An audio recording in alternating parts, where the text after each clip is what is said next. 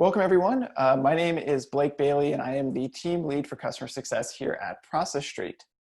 So today during our roughly 1 hour webinar, we're going to be going through a really special use case all about property management inside of Process Street.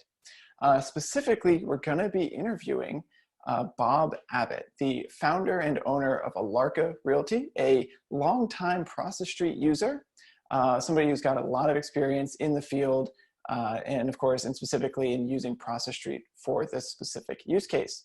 So when we're talking about property management and real estate in Process Street, really that encompasses anything that you do more than once. So any sort of process that you do more than once, you can definitely do inside of Process Street.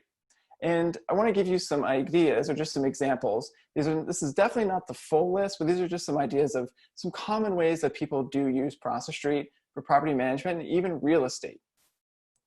First off, let's actually talk about real estate. So all of you in property management or of course in real estate, you can't do it unless you have a place for people to live, right? And therefore you need to list those properties on the market, and getting a property ready for market requires a lot of steps. Luckily, a lot of those steps are repetitive, albeit sometimes variable, but you can handle that no matter what inside of Process Street by running a repetitive process. Next, you've got that property, and of course that property, if you're a property manager, is going to have a landlord. And therefore, you need to be able to onboard them and potentially offboard them. And of course, to do that can require a lot of steps, and you want to make sure that that's handled correctly, and that's why you're able to do that here inside of Process Street. Now, going a step beyond that, of course, you've got tenants. There's no point in having a landlord for a property if you don't have tenants. Therefore, you need to be able to make sure that their experience is as positive as possible, both on the move-in and the move-out side of things. Similarly, if you want them to stay, you're going to need them to renew their lease. And renewing a lease can always be a little bit difficult, but if you have a repetitive process for that to handle it, it's going to make that a lot easier. Similarly, if you're dealing with even something like monthly payments, so the actual lease payments, or any other sort of financial transactions that you need to keep track of, even chasing down missed payments, or unfortunately sometimes even evictions, that's something that you may want to consider using Process Street for. Now, as you're going through, whether it be listings or just generally managing your properties, you're going to make sure that those homes are being properly inspected and that they're up to code and that there's no major issues. And if there are any issues, and of course if they come up, you're going to need to maintain those and repair them. And if you have a good solid process around it, well, you're not going to have to stress about whether or not those things are actually being done as you want them to be. Now, that's enough talking about the hypothetical world of property management and real estate inside of Process Street. Let's move forward here to talk about the real world example of Bob Abbott. So Bob Abbott is the founder and owner of Alarca Realty here in North Carolina. I'm also in North Carolina, so Bob is something of a neighbor to me. And so Bob formed Alarca Realty back in 2005 with his wife just to assist with flipping houses. They flipped 97 homes in their first 3 years and eventually held some of those as rentals. Over time, a lot of their friends also wanted those rentals, so because of that, their property management business was born. Now, they've been able to manage as many as 245 homes, and they've kind of scaled back over time to now about 150 for their clients. Now, the most amazing thing, at least in my opinion, other than Bob being just a wonderful guy, is the fact that he's been able to do this 100% remote for several years. This isn't just as a result of COVID. This is something that he's been doing for years, managing teams of virtual assistants 100% remote.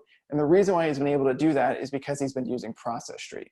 So a lot of people, obviously many of you on the call today, are having to work remote potentially for the very first time. So beyond even just using Process Street for property management and real estate in general, Bob is going to be able to talk about how to use it specifically for managing remote teams to do those same tasks. A little bit of a fun fact, Bob is the Lyft eFoil affiliate for his area, that's Charlotte, and he teaches people how to ride electric hydrofoils, so essentially electric surfboards out on the lake. I'm definitely going to go join him sometime to do that because that sounds extremely fun. And with that, I am extremely pleased to welcome Bob Abbott. Thanks, Blake. very kind words. And it's great to have you here as a neighbor in North Carolina. Before I get into the lease and the actual process, wanted to talk a little bit about what we did before Process Street. And it may be what a lot of folks out there are doing. You know, we started with the paper checklist back in the day, which are fine if you're all in a shared office space. And as a side note, back then I also said I'd never allow people to work from home. We had to show up in the office. So it's amazing how things change. But we went from the paper checklist into Excel spreadsheets, using those for checklists. Then we migrated to Google Docs when that came along. We use Propertyware as our management system. We tried using their task module for a while, and for us, we found people were spending more time checking off tasks and trying to keep that straight rather than actually doing the work. And so we were thrilled when we found Process Street and gave us some of the features that we were really looking for within checklists and actual task monitoring and making sure things are staying on point. Let's see where, there we go. So this is our checklist, and I don't want to get caught up in our specific process. I do want to show how we're using Process Street. And as a note, I checked this morning, we've got about 103 different checklists in Process Street. We're somewhere in that 100+ range in terms of checklists. And like Blake said, we use it anytime something is done more than twice a year. We want it documented in Process Street. So some of this will be some of the best practices that we've come across in talking with other folks. So we've also listened to other people. We collaborate with other people that use Process Street. There's some great folks in NARPM that are experts and have also been using it a long time. And then some of these things we've just come across as we've used Process Street for years and really found that they work well. So I like all of our processes to start with the process overview.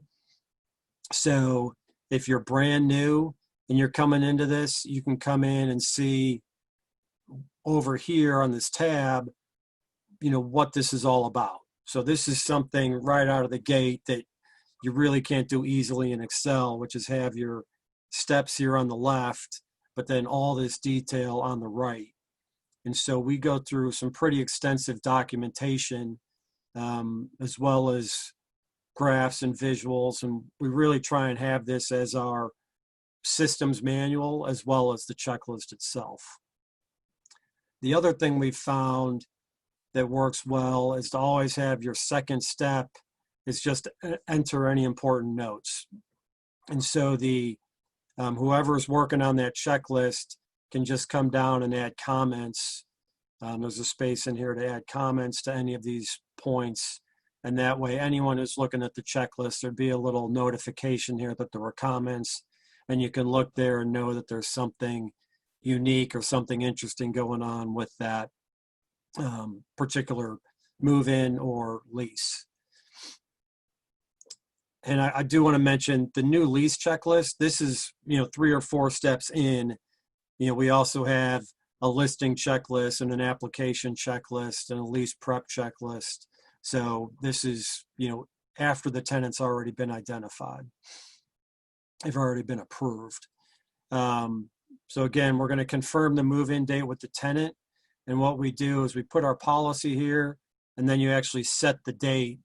And this date is used to set due dates for other tasks later on in the process. And again, we go through some of the rules here just so there's no confusion.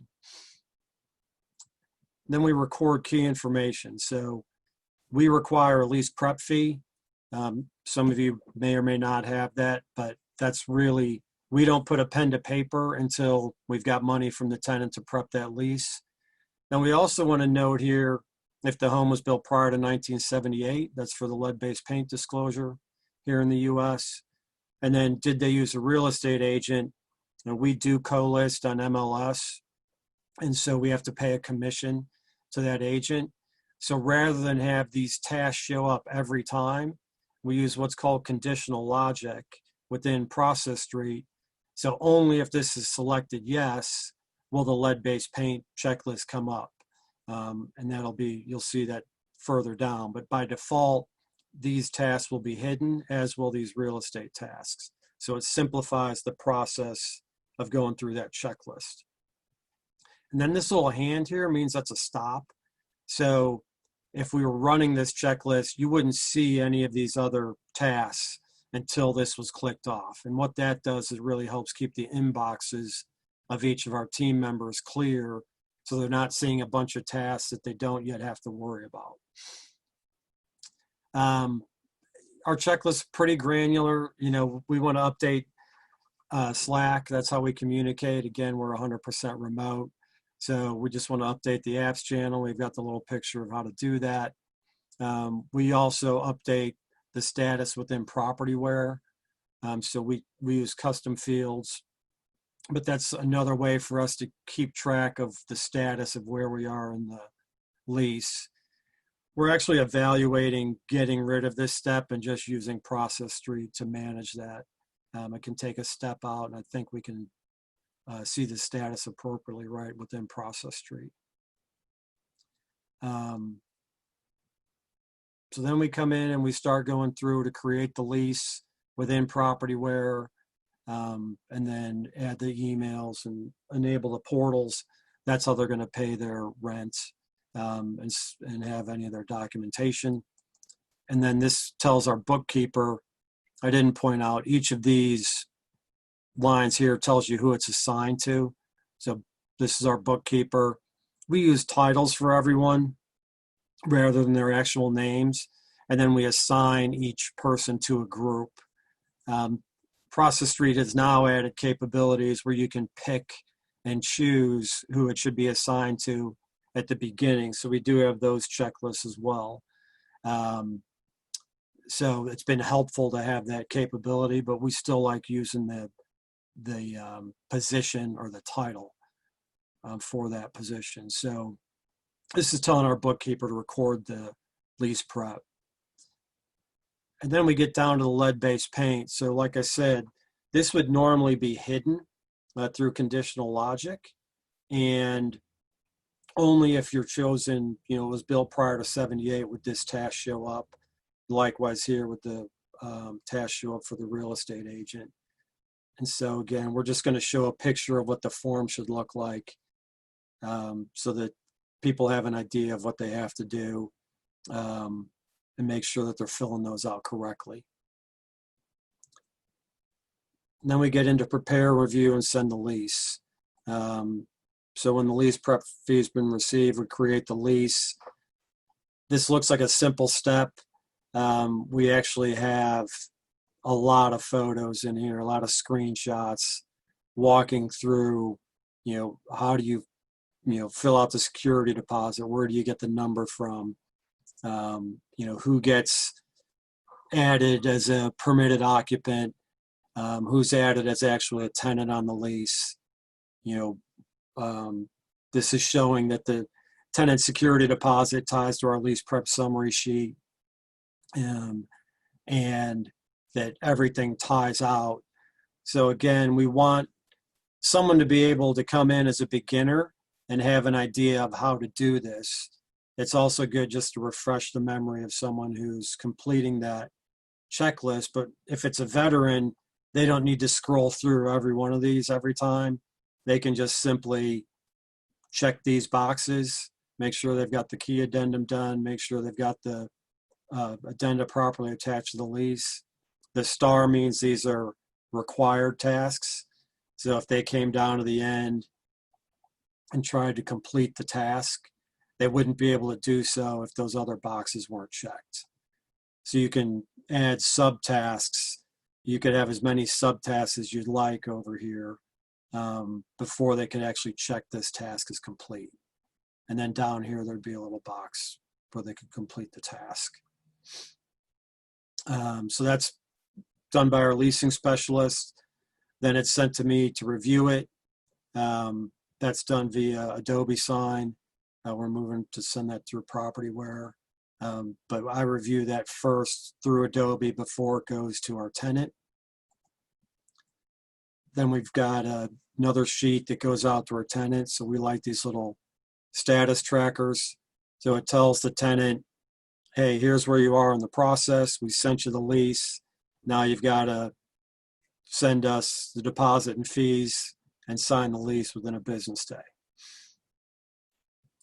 We're then going to update the lease status in Propertyware to show that it's been sent to the tenant. And you can see we've got subtasks in here. So RBP is our resident benefit program. You may have heard some of those folks talk about tenant benefit programs. So that's integrated into this process is to make sure we've got the RBP correct. And then in addition to storing things in Propertyware, we store them in Drive as well. So we follow the same folder layout in Drive that we have in Propertyware, and we have documents stored there. That's just for redundancy, or in case there's some issue with Propertyware someday, we've got backups of that within Drive. This just tells the bookkeeper to go ahead and apply the fees properly through the lease and Propertyware if we don't have them yet. And then we have headings in here to break this down as well. So after the signed lease has been received, but we still need a deposit, we've got another one to enter the date. You can see it's a stop task here. So when this date's entered, that'll set due dates for the following tasks. And so what we want is each person in this chain to be able to look at their inbox and know that something's now due, something happened. So when this occurs and this date's entered and this task is completed, that's going to trigger other tasks for the leasing specialist and the bookkeeper. So again, they're just updating them with the status tracker. The bookkeeper is going to make sure all the charges are added to the lease properly within Propertyware. So we've got the account numbers in here. We use, again, a lease payment summary sheet. So this shows how they take those numbers from the LPSS and transfer them over to the ledger within Propertyware to make sure everything ties out. And then we've got other subtasks here to make sure they verify the information and they're updating the proper fields within Propertyware. Looks like I'm back. Then we've got a canned email. So this is just cut and pasted. We could send this directly from Process Street. We use Help Scout, and we haven't gotten to the point where we're using Zaps yet to send these through Help Scout. So one of our VAs just cuts and pastes this email over, but you could further automate this via Zapier or even within Process Street. We're going to update the apps channel in Slack. We're going to update the lease status in Propertyware. Then once we've got the deposit, again, we're going to stop until we receive the deposit. We'll enter that date, and that's going to set the further dates. This looks like a lot. This should all happen really within 2 or 3 business days. So we want to remember to remove the listing. So it says MLS, Tenant Turner, Slack, Rent Screener, all the places we've got the property listed. Change the proper statuses within Propertyware. Disable ePay 10 days before the move-in date. That's just to make sure we don't have any bounce payments through e-payments. Then once we've got the money, the PM is going to sign that lease to make sure it's valid. It's going to tell us to create the work order and send a vendor to make sure we get a TouchUp Clean. We do a TouchUp Clean 1 or 2 days prior to the move-in date. Our move-in dates, we standardize to Thursdays. So our touch-up cleans are usually on a Monday or Tuesday. We're going to copy that signed lease to the database. again, I think we may just leave these within propertyware. Then we've got a final update to the tenant to let them know, all right, they've paid. Now you've got to make sure to get the utilities turned on, and you're going to have to pay your first month's rent, and then you'll get the keys for the move-in. So this is showing them every step of the way. We found this really minimizes the amount of back and forth emails we get from the tenants, because we're telling them all the time what's going on and where they are in the process. And we'll update the draft lease status again. We'll tell the client that their property's been leased. So again, canned email. So it's letting them know they got good news. We're going to tell them the rate. We're going to tell them what to expect over the next couple of months. We're going to verify all the recurring charges. So this is for the PM. The bookkeeper already did that. This is just a check. Make sure we don't have any mistakes. And then we'll change the status in propertyware. And then we've got a separate property walkthrough checklist. So this happens, again, 1 or 2 days prior to move-in, just to make sure there's nothing that we've missed. We want to make sure that tenant's moving in with, a nice clean house where everything appears to be working well. So this link would take us right to starting that new checklist. So this actually creates the checklist. We just have to rename it and set the due dates, and then send any HOA docs to the tenant that they might need. So that completes the listing checklist. So there's 40 steps in that on something that covers about 2 or 3 days of time. And we used to have, just on this create lease step up here, where is it? Let's see.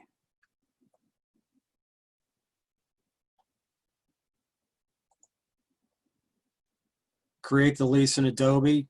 This in Excel, this was probably 25 steps, because we had to go through and point out each of, what's involved with creating a lease.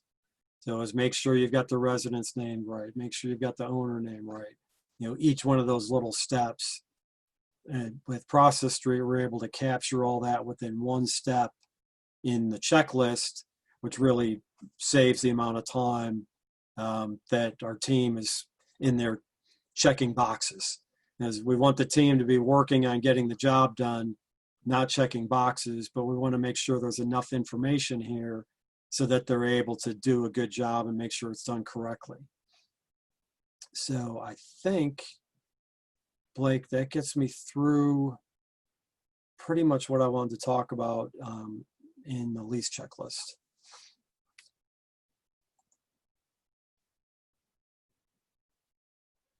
Awesome. Thank you so much, Bob. That was really, really good. There we go. All righty. So let me just go ahead and there we go. Perfect. Just make sure we're all good to go here. So first off, thank you so much, Bob, for that. That was extremely interesting.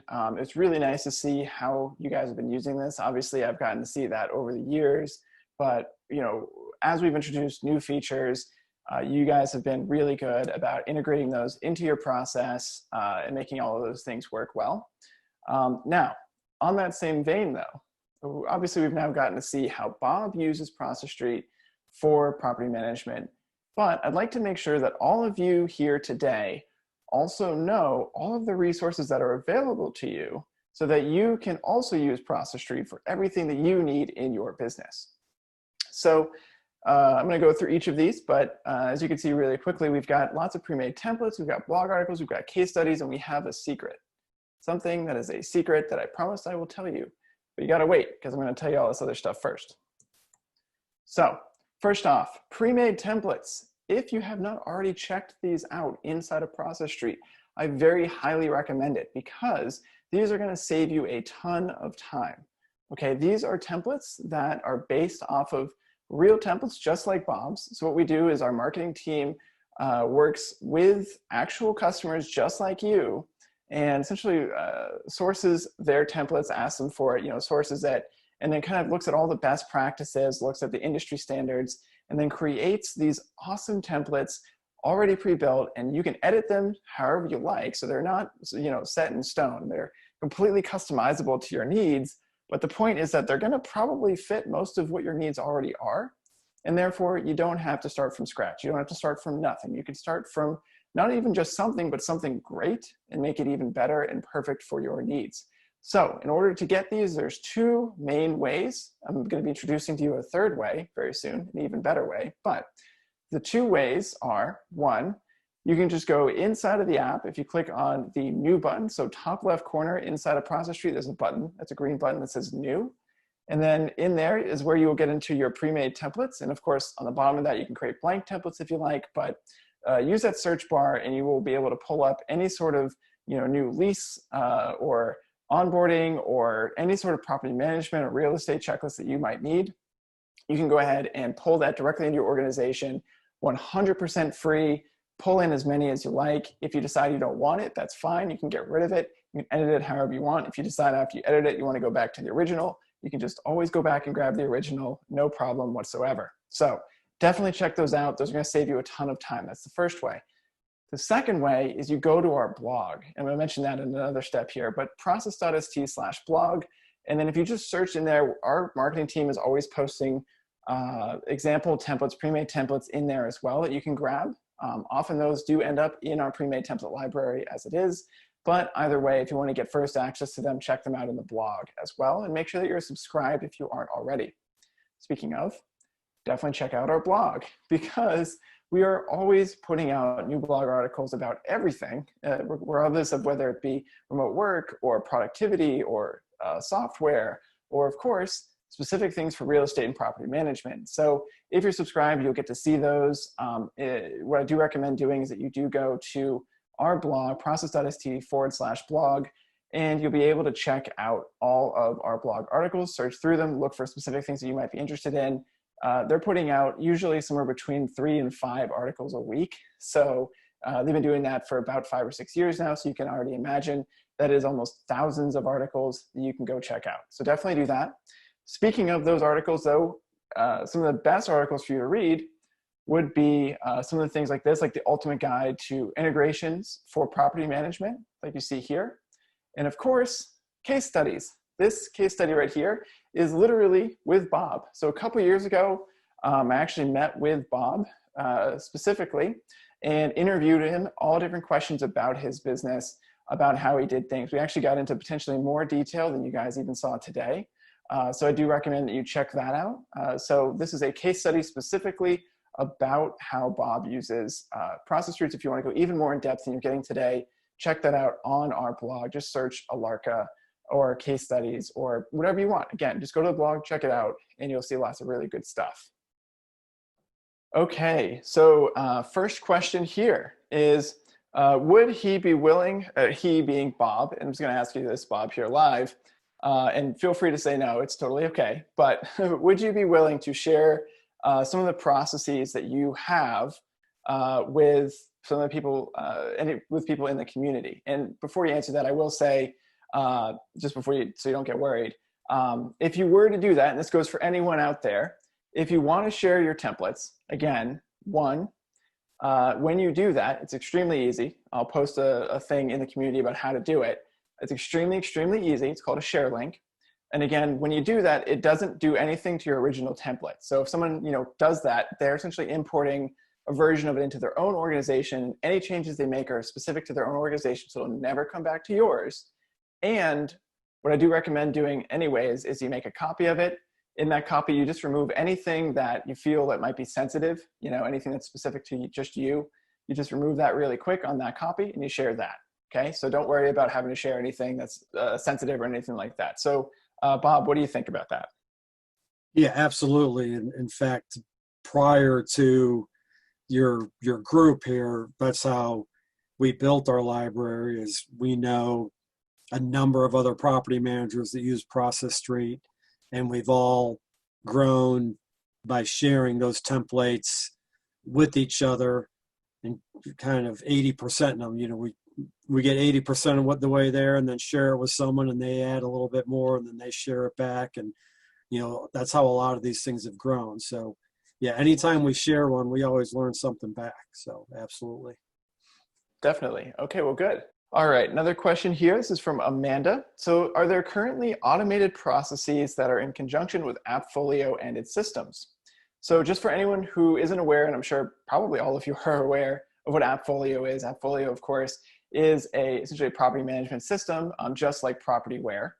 And so Appfolio, I will say, is pretty classically restrictive in terms of integrations. I'm sure you also are aware of that. Pretty restrictive over integrations and working with outside tools. They want to kind of keep you within the ecosystem of Appfolio. So you can do some element of things in terms of being able to connect it via things like, through email notifications. Appfolio is working a little bit on their API, so I know that there's some future potential there as well. Compared to some other tools, it can be a little restrictive. For example, Propertyware has an open API already available. So I know that those of you that are in PMI, for example, I know a lot of you use Propertyware, and so because of that, because Propertyware has an open API, it can absolutely be integrated with Process Street. And there's some really awesome automated features that can be done on that side of things that I'm actually planning on doing a little bit, creating some content around that we'll post in the community for you guys. So in terms of Appfolio specifically, it's a little limited.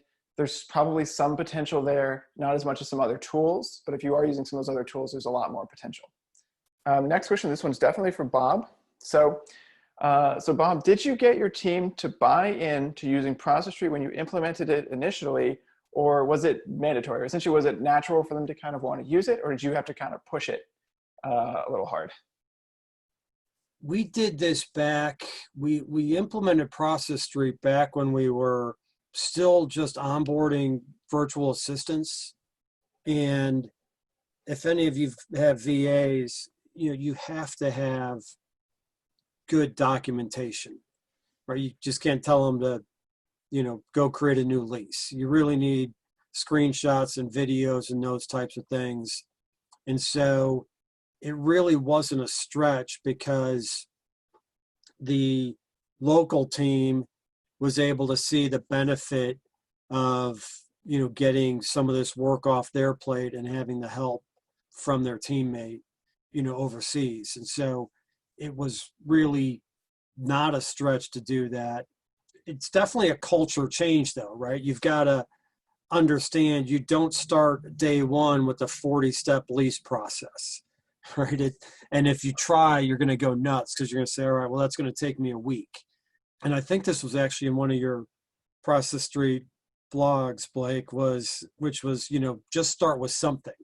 Take 5 minutes and put down the basic steps. And now you've got a basic checklist.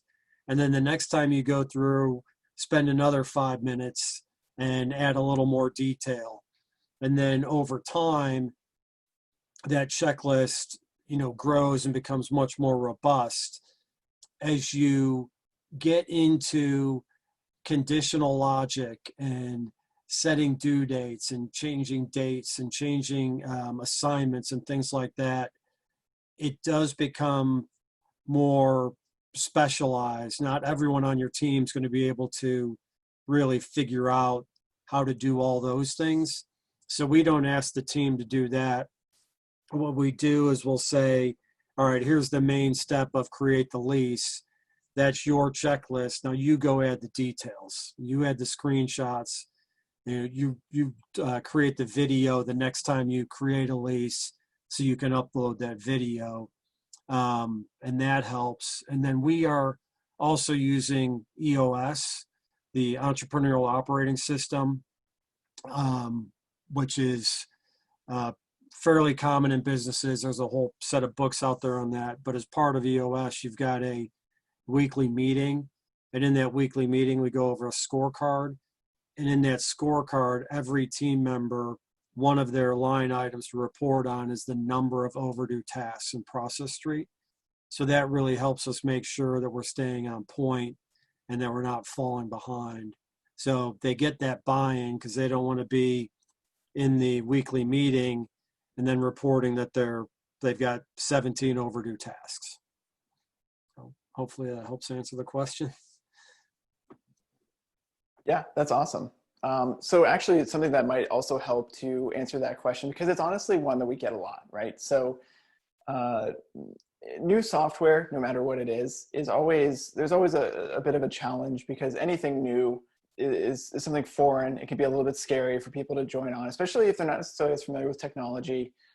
Getting people to kind of buy into a new tool is always a little bit tough. Luckily, for one, Process Street is one of the more intuitive things to actually use, and it's built into the system to train people, right? That's the whole concept of the process. It is how we actually onboard all of our new employees here at Process Street, the very first, like me included, years ago. And so we've definitely learned a lot about how to do that efficiently and effectively. One of the things that has actually helped with that, or one of the things that we've been able to create because of that, is an entire webinar. This is last year I did this. So I did an entire webinar on how to roll out new software, so new technology, or even new strategies or new ideas to your team. So we did an entire webinar on that. I will make sure I made a note here to post that in the community, so the recording of that. And so that's got a whole bunch of stuff about the neuroscience of change, how change sort of affects your brain, and then how to use those same neural pathways via behavior to make people kind of buy into things and feel comfortable and really want to use a new tool. So definitely check that out, in addition to all the things that Bob just said in terms of those strategies there, and just generally that experience, just in terms of how this works. Yeah, and All right, to add to that, Blake, it definitely has to be driven from the top, right? So if you're not going to follow the checklist, you're really not setting a good example for the team. And, my team gets sick of hearing my answer to their questions. They'll ask me something like, which form do I do for this? And I say, what does Process Street say? Right. So they now know, tell me what Process Street says if they've got a question, and then tell me why they think that might not apply, or what update we need to make to Process Street. So the goal is, if I get hit by a bus, or I'm out riding around on my e-foil instead of in the office, they know how to do something. Awesome. Absolutely. Okay, next question here is from Yassine. So other than repetitive tasks, can Process Street be used for a to-do list? So one-time events, is there an example for that? This way all to-dos and repetitive tasks can be in one place. So I'll answer that a little bit first, and then Bob, if you have any sort of thoughts on that, I'd be really interested in hearing it. First off, so Process Street at its core is definitely built for, as it's sort of the name implies, processes, as in things you do more than once, right? So it's definitely going to be optimized for those sorts of use cases. However, a lot of people do still use Process Street in specific ways for one-off tasks. And a really good example of that is, say, for example, you have a weekly meeting, or you have your daily, you have a set of tasks you need to do, and maybe those change from day to day. The way that people tend to handle that inside of Process Street specifically is by having, say, for example, a checklist that runs every day or every week automatically on a schedule. And inside of that checklist, maybe a form field, like a regular long text form field, where the repetitive stuff is in that checklist. You don't have to worry about that. And then anything that is one-off, you just put into that text field there. And that way you can handle the variability, but still also have a way to handle all of the repetitive stuff. And again, because it's automatically scheduled, you don't have to worry about even having to run it. And you can always go back to a specific day and see what it was that you worked on. So that's how people tend to do it. Otherwise, for example, here, we use a lot of other tools. So we may have one-off tasks in some of our other tools here and there, but and then have a lot of our processes in Process Street. But that is one way that we are able to manage that. Do you have any thoughts on that, Bob? Yeah, I mean, we're similar. Our rule, if it's going to happen more than twice a year, it's in Process Street. So we tend to not have a ton of one-off stuff, but we do have a checklist in there for a one-off task, which just says exactly what you said. Fill in the form of what the task is, assign the due date, and assign the person, and so that they can be in there. what we find typically for those types of things, though, our team is using Slack. It's just like, hey, I need you to do this thing, and they're handling it without a checklist. Perfect. Yeah, absolutely. Really quickly here, I got a question. So is there a way to schedule maintenance or building repairs? And I'll actually hand that off to you, Bob. Do you guys use Process Street for handling maintenance and repairs?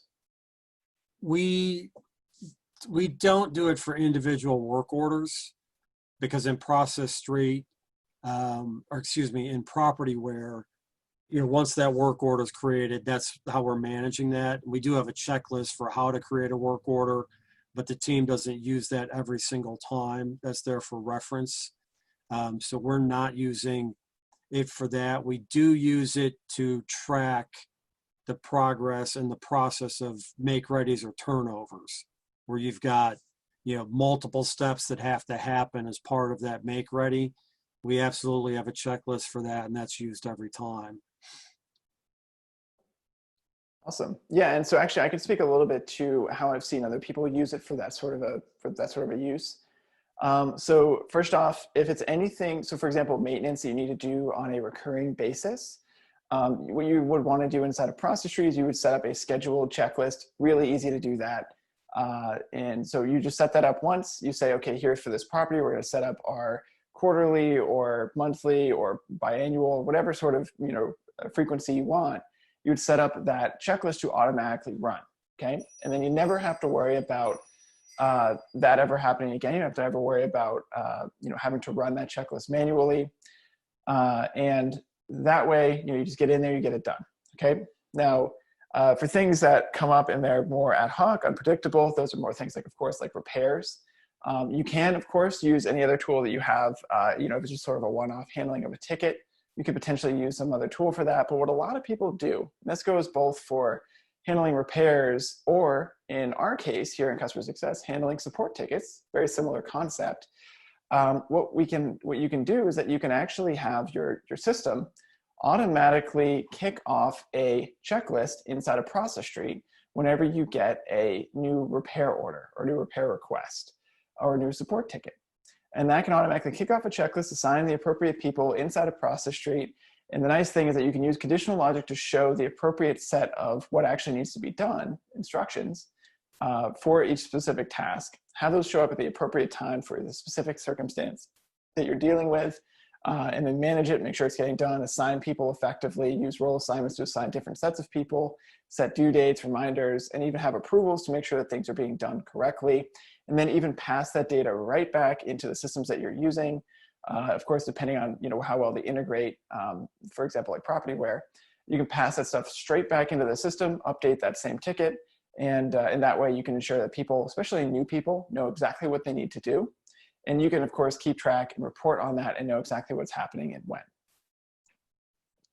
Yeah, and okay. It hit me too. I've seen, Blake, Nick Cook out of Sleep Sound in Portland has a very robust maintenance checklist where when the call comes in, it uses all conditional logic. So you check, is it plumbing, is it HVAC, et cetera. And if it's HVAC, is it heater, air conditioning? And then it'll go through the questions to ask. And he's got the pictures of which type of air conditioning system is it. I mean, I know that took him literally weeks and weeks to put together. But that way, you've got the checklist when the call comes in, and then it had the list of vendors and who you would send that to, et cetera, et cetera. So those are absolutely doable. Awesome. Yeah, so actually specifically with something like that, so I know obviously, Bob, you know Nick, I know Nick. Anyone else who knows Nick, what I would recommend, because I don't think Nick's on the broadcast today, but if you want, send them this link here for the community, invite him in, and then try and get that template from him, so that none of you have to do that same level of hours of work, because it'll already be done for you because Nick did it. You can thank him and buy him a beer or something like that. Let's see here. Let me just see if we've got any other questions. Oh, one thing I will mention, going back earlier to a question about Appfolio, one thing that I will recommend, and this goes for any tool, but definitely for Appfolio, I ask that if you have Appfolio and you want to integrate it with Process Street or with any other tools, but definitely Process Street, go ahead and send their support an email and say that you would like to integrate Appfolio with Process Street, Appfolio with Zapier as well, just so that way you can maybe integrate it with other tools, but definitely Appfolio with Process Street and Zapier. So that way, the more people who actually do that, the more likely they are to actually, create that integration with us and make that work. Because we want that to work, we want that to happen. We know a lot of people who use Appfolio, so this would be a really great way to make that happen. And they're not going to listen to us as much as they're going to listen to you. Okay, so reach out to them, let them know that you're interested in that, and then they'll actually make it happen. Now, with that, well, we've reached the end of the webinar. And what I'd like to do, first off, is thank all of you for attending today. And, I really, really appreciate you guys showing up. It really means a lot because we work really hard on this, and having you guys show up and be so engaged is, it's amazing, really. Thank you. And on top of that, I'd also like to specifically thank Bob. Bob has been an incredible person to work with, both for this webinar and in general. Over the years, I've gotten to meet with Bob. I've met with Bob in Charleston a little bit, grabbed some beers with him. And he's always a wonderful guy. I know a lot of you already know him, and so you can attest to that as well. So again, I just want to thank you, Bob, for being so helpful in this and for agreeing to do it and then doing an excellent job in actually delivering what you delivered. Thank you. It's great to be here. It's always great to help out good vendors with great products. So I appreciate you and everything you're doing for the property management industry. Oh, thank you so much. All right. Well, with that, I'd like to go ahead and just say thank you again to everyone. I really hope you enjoyed this, and well, have a wonderful rest of your week.